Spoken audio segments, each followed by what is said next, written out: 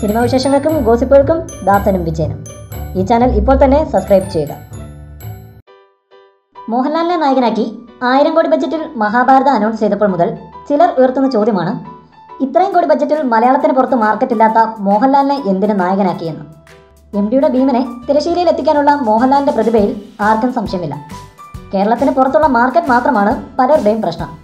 മലയാളികൾ തന്നെയാണ് ഇങ്ങനെ ചിന്തിക്കുകയും പറയുകയും ചെയ്യുന്നതെന്നുള്ളതാണ് ഏറ്റവും രസകരം.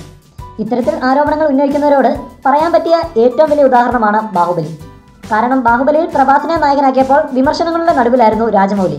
തെലുങ്കിൽ പോലും ഒന്നാന്തര താരമായിരുന്നില്ല പ്രഭാസ്. ഇങ്ങനൊരു നടനെ വെച്ച് 2 പാർട്ടുകളായി 500 കോടി മുടക്കുമ്പോൾ പണം തിരിച്ചു കിട്ടില്ല എന്നായിരുന്നു പലരുടെയും ആരോപണം. പ്രഭാസിനെ നായകനാക്കുന്നതിൽ നിന്നും പലരും രാജമൗലിയെ പിന്തിരിപ്പിക്കാൻ വരെ ശ്രമിച്ചു.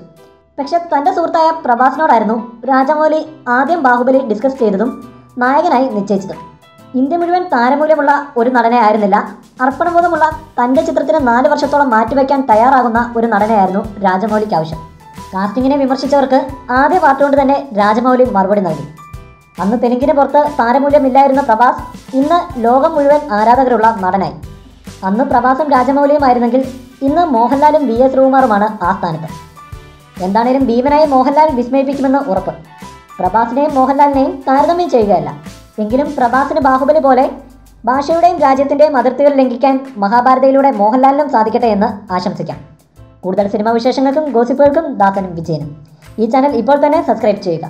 വീഡിയോ ഇഷ്ടപ്പെട്ടെങ്കിൽ ലൈക്ക്, ഷെയർ, കമൻറ്റ്. താങ്ക്